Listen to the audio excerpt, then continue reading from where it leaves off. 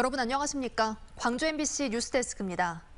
광주 학동 4구역 붕괴 참사의 원인으로 다단계 하도급이 꼽히고 있죠. 시공사인 현대산업개발은 재하도급은 없었고 그런 사실도 몰랐다고 수차례 밝혔는데요. 이에 반대되는 정황이 속속 드러나고 있습니다. 이다현 기자의 단독 보도입니다. 사고 직전 재개발조합이 광주 동구청장에게 제출한 토지 사용 승낙서입니다. 철거업체로 참여한 업체가 재개발 구역 안에 컨테이너를 설치하고 현장 사무소로 쓰겠다는 내용인데 사용인은 현대산업개발도 하도급 업체인 한솔도 아닌 불법 재하도급 업체 백솔기업입니다. 이 재개발 현장이 하도급 업체인가 보다라고 생각을 하고 토지상 승낙을 받아오면은 저희는 수리는 해주거든요. 재개발조합은 불법 재하도급 사실을 알면서도 제출했을 가능성이 높고 광주 동구청은 적어도 한솔이 아닌 다른 업체가 철거하고 있다는 사실은 인지하고 있었습니다. 철거 현장에서도 불법 재하도급 업체가 현장 사무실을 사용한다는 것은 공공연한 비밀이었고 현장에 있는 현대산업개발 관계자들도 이를 알고 있었습니다. 뒤쪽에가 아마 백설기사들 같아. 그래서 오긴 오지. 경찰도 현대산업개발이 불법 재하도급 사실을 알았을 가능성에 초점을 맞추고 수사를 하고 있습니다. 경찰은 현대산업개발 관계자가 백솔건설 대표를 SNS 대화방에 초대해 공사와 관련된 대화를 나눈 자료도 확보했습니다.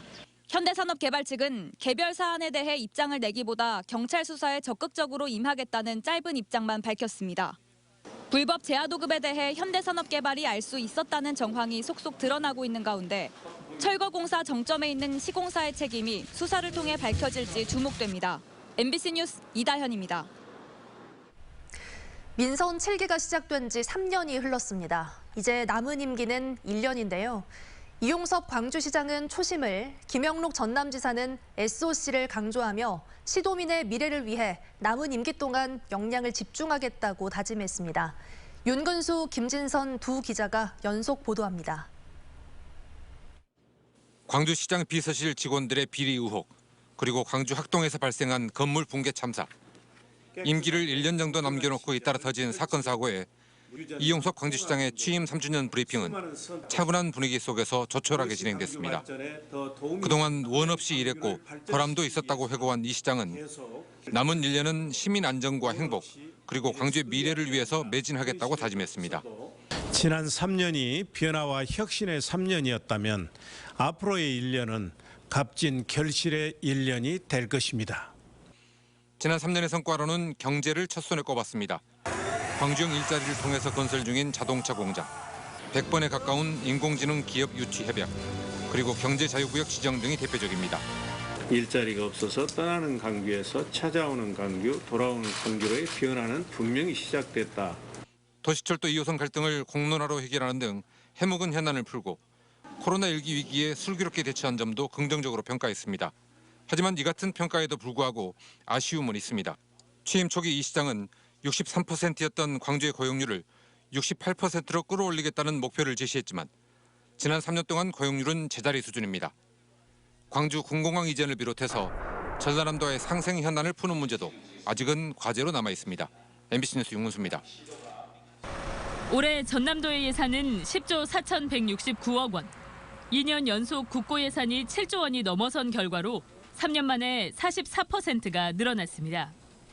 탄력을 받은 남해안 고속철 개통 등으로 오는 2023년이면 최대 6시간 40분 걸리던 목포 부산은 2시간대로 가까워집니다. 민선 7기 3주년을 맞아 열린 기자간담회에서 김영록 지사는 철도와 연륙 연도교 등 SOC를 확충한 점을 주요 성과로 꼽았습니다. 세계 최대 해상풍력 발전단지 조성, 한국에너지공대 설립, 농어업 판로 확대, 복지 강화 등도 긍정적 평가를 받았습니다. 최근 2년 동안 가구당 소득은 10.7%가 늘어서 증가율이 전국 2위에 해당됩니다. 이 자리에서는 포스트 코로나, 4차 산업혁명 등의 변화에 대응할 10대 핵심 과제도 제시됐습니다. 남해안 남중권 UN 기후변화협약 당사국 총회 유치를 비롯한 탄소 중립 실현과 에너지 산업 육성, 국립의과대 유치, 농업의 융복합화, 체류형 관광문화 중심지 도약, 목포와 제주를 잇는 환황해권 국가철도망 구축 등 중장기 계획도 포함됐습니다. 하늘, 땅, 바다 모든 길이 활짝 열립니다. 전남 SOC의 르네상스를 열어가겠습니다. 출산율은 전국 2위인데도 인구가 감소한 데 대해서는 역부족했다며 청년 정착을 위한 일자리와 귀농 귀촌을 활성화하겠다고 밝혔습니다. 광주시와의 행정 통합과 관련해선 경제 공동체로서 초강력 협력 사업을 추진해 그 성과를 바탕으로 통합을 논의해야 한다며 성급한 통합보다는 시너지 효과를 강조했습니다. MBC 뉴스 김진선입니다.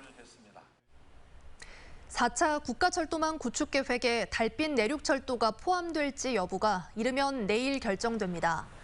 국토부는 내일 철도산업위원회를 열어 4차 국가철도망 구축 계획을 최종 심의할 예정인 것으로 알려졌습니다. 광주시는 달빛 내륙철도가 초안에는 빠졌지만 그동안 영호남 자치단체와 정치권이 지속적으로 반영을 요구하면서 최종안에는 포함될 수 있을 것으로 기대하고 있습니다.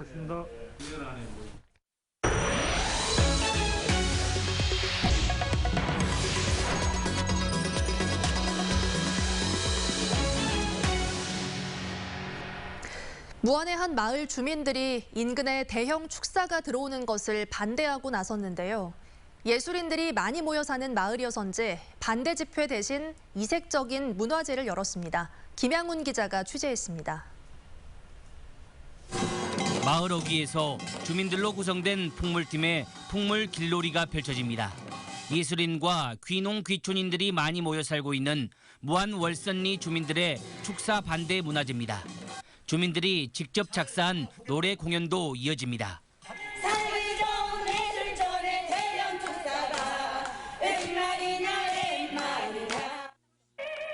신앙송과 판소리, 포크송 등 다양한 예술 공연도 눈길을 끕니다. 주민들은 마을 인근에 대규모 축사 건축이 추진되자 반대 집회 대신 반대 문화제를 열었습니다. 전현웅 마을인데 이런 곳에다가 100m, 200m 이격에서 마리수 구분도 없이 키운다는 것은 도대체 이해가 안 됩니다. 전원 마을 다 다시 이사 가라는 얘기입니까? 문화제는 예술인과 주민들은 물론 남도의 자연과 문화예술을 사랑하는 많은 이들의 성원과 후원으로 진행됐습니다. 주민들은 9,000제곱미터 규모의 기업형 축사가 들어올 경우 예술 활동이 불가능할 뿐만 아니라 악취와 수질 오염 등을 우려하고 있습니다. 예술인들이 많이 있고 이건 자연발전기로 모인 것은 아마 세계적으로 처음입니다. 그래서 이런 걸 보존하고 사람이 우선이 동물이 우선은 아니지 않습니까? 무안군은 난처한 상황입니다. 축사 예정 부지는 마을에서 400여 미터 떨어져 있는데 조례상 가축 사육 제한 지역은 100m 이내로 제한돼 있기 때문입니다. 2021년 5월 3일 날 축사 건축 허가가 접수되어 관련 부서 협의 중에 있습니다. 월선리 축사 반대 추진위원회는 천여 명의 서명을 받아 관계기관에 탄원서와 진정서를 제출하고 축사 반대 문화제를 지속적으로 개최하기로 했습니다. MBC 뉴스 김양훈입니다. 광주 전남에 내려진 호우특보는 해제되는 가운데 오후 한때 강한 소나기로 인한 피해가 잇따랐습니다.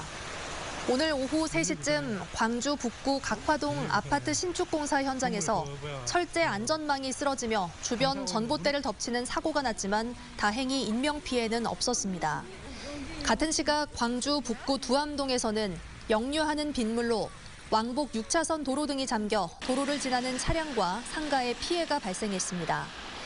오후 5시 30분을 기해 광주 전남 4개 시군에 내려진 호우주의보는 해제됐지만 기상청은 내일 오전까지 10에서 60mm의 비가 더 내릴 것으로 내다봤습니다. 광주 전남 지역민들은 삶의 질과 관련해 다른 지역보다 상대적으로 만족하며 살고 있는 것으로 나타났습니다. 여러 경제적 지표들은 나을 것이 없지만 그래도 가족끼리 잘 지내고 학교 생활에 만족하고 있다고 답한 지역민의 비율이 전국 광역권 가운데 가장 높았습니다. 조현성 기자의 보도입니다. 광주 전남권의 가족관계 만족도는 매년 꾸준히 높아지면서 지난해 63.2%를 기록했습니다. 가족관계에 대해 만족하거나 매우 만족하고 있다고 답한 비율이 전국 광역 생활권 가운데 가장 높았습니다. 학생들의 학교 생활 만족도는 다른 지역보다도 월등히 높았습니다.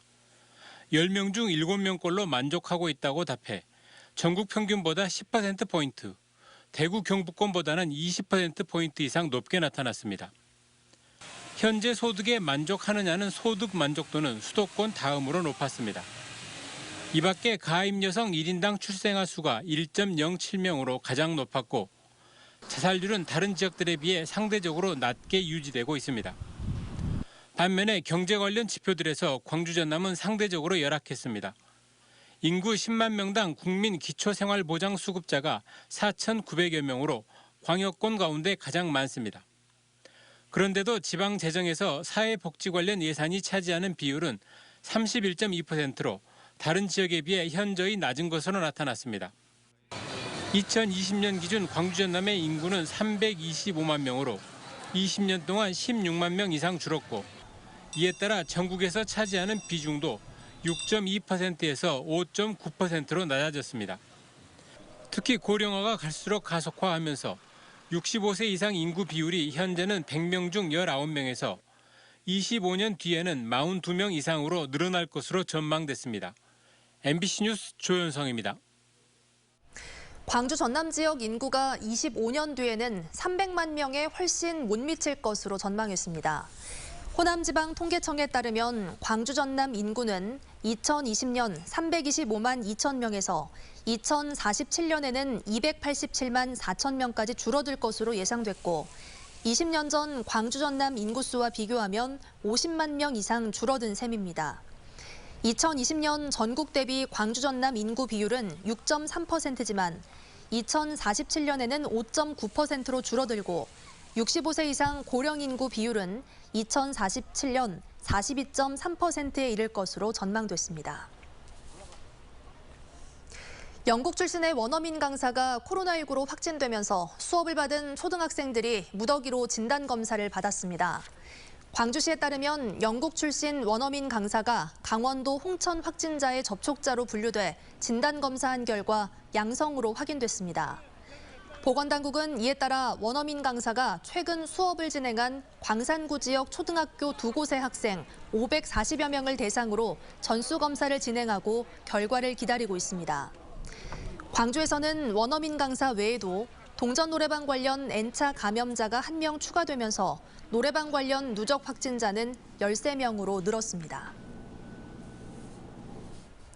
광주시가 코로나19로 인한 청년들의 삶의 변화를 주제로 실태조사를 실시합니다.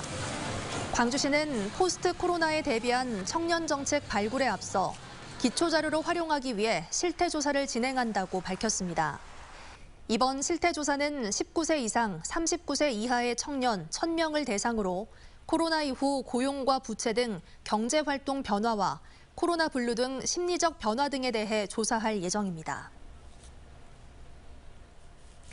광주은행이 제5회 광주 화로 공모전 시상식을 갖고 대상 수상작가 이성경 씨 등 10명에 대해 상금과 상장을 수여했습니다. 광주은행은 한국화의 전통과 맥을 지키기 위해 지난 2016년부터 대상 상금 3천만 원 등을 내걸고 전국의 한국화 작가를 대상으로 공모전을 열고 있습니다. 이들 수상 작가들의 전시회는 코로나19 여파로 추후에 열릴 예정입니다.